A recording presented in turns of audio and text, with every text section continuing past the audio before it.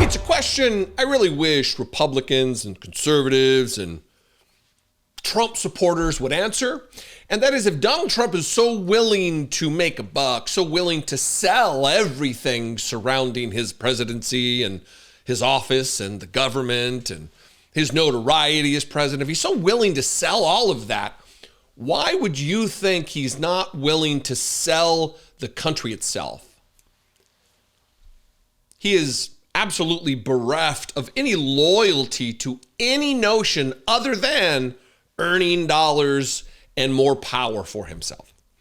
And this is really maybe not the grossest, but one of the most gross things that he has done.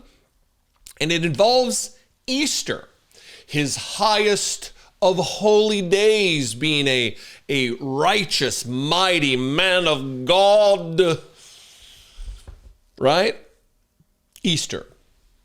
The day Christians celebrate as the day that Jesus resurrected from the dead after 3 days. And Donald Trump is now selling ad space like it's a soccer match on the White House lawn for companies with naming rights for the Easter egg roll that is a time-honored tradition at the White House. And he's just turning it into a gross spectacle of capitalism, just like Jesus would do. Manu Raju on CNN had a reporter talking about this, and really she sums it up better than I do and could. So I'll defer to them. We'll talk about it on the other side. New this morning, CNN has learned that the Trumps are putting their stamp on a White House tradition that dates back to 1878. And that's the annual Easter egg roll, seeking pricey corporate sponsorships that are raising some ethics concerns. It's the subject of a new story by my excellent colleague, Betsy Klein. Sorry, I couldn't resist. Betsy, thanks for being here this morning. Fill us in on what you've learned and why this is unusual. So, Manu, the White House this year is soliciting corporate sponsorships from prospective sponsors ranging from $75,000 to $200,000 through this outside event production company called Harbinger.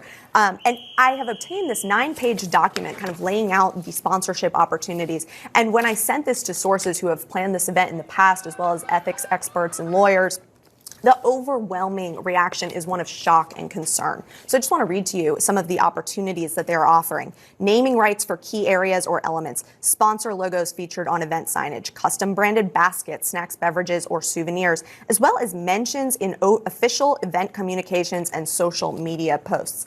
Sponsors are also going to get tickets to this brunch, or the egg roll. As you know, they're very hard to come by, as well as a brunch with the First Lady and tour of the White House. Now, the funding mechanism for this is the White House Historical Association, and any excess funding is going to go to future White House events like Halloween or the 4th of July. Now, you've talked to ethics experts about this as well. There's some concerns that you're hearing about. One of the things that you write about in this article, it says the solicitation marks an unprecedented offering of corporate branding opportunities on White House grounds, running counter to long-established regulations prohibiting the use of public office for private gain. So running counter to long-established regulations. Yeah, and the concerns I'm hearing here are twofold. Number one, this document itself and the explicit logo and branding opportunities it's promising. Talked to Richard Painter, who's a former White House counsel under George W. Bush. He said this never would have passed muster in his White House or most other White House counsel's office. The other piece is what this looks like to have logos on the South Lawn, as well as what it means for these social media posts to, as promised, to mention,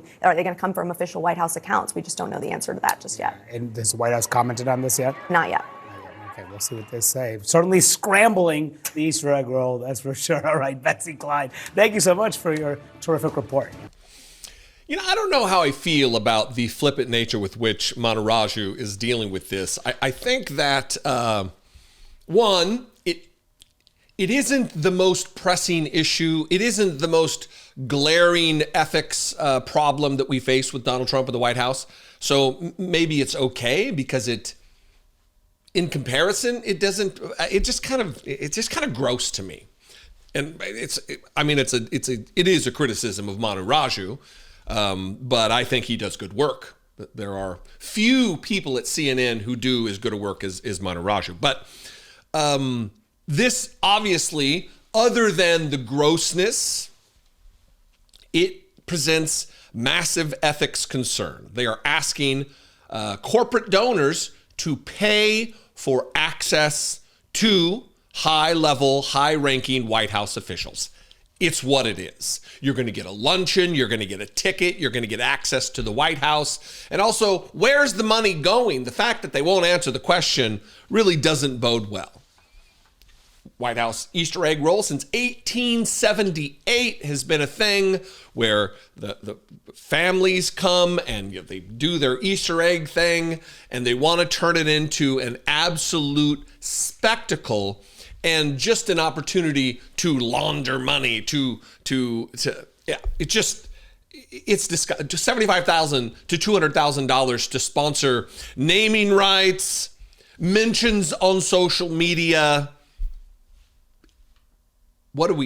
Is there nothing that is too sacred for Donald Trump to shit all over, up to and including Easter? I'm waiting for an answer there. Conservatives, Republicans, people who will fall on your own sword to defend Donald Trump. People who ostensibly would consider themselves fundamentalist Christians, people who believe that the resurrection story, the passion of the Christ, the whole thing is beyond this kind of dumbing down, this kind of bastardization. But I would be asking a lot from a crowd that has bastardized their own faith, supplanted their own deeply held religious convictions in order that they lift up the dear leader, their cult leader, who has, all kinds of things to say about Jesus and his wokeness. Anyway, what do you think? I would love to know. The White House egg roll is Easter egg roll is nothing I've ever participated in, or probably would. Especially, I won't be darkening the door of the White House anytime soon with Donald Trump, by invite or otherwise. Anyway, what do you think? I'd love to know. I invite you to this conversation. You can comment below. You can also call the voicemail line 714-576-4054. And of course, as always, you can email me daily at dollemore.com. If you're thinking about how to support this work other than subscribing, which is free, you can click the join button below, become a channel member for $2 a month, or go to patreon.com/IDoubtIt podcast. We're selling a children's book, fantastic, beautifully illustrated book called The Grateful Child. You can check that out at dollemore.com. It's going to go wide on Amazon and Barnes & Noble and Walmart, everywhere else tomorrow. But until then, dollemore.com, go check it out. I would appreciate it very much. Follow me on social media. I'm at Dollemore. I'd love to see you there. And I will see you next time. Until then, be genuine. Take care of one another.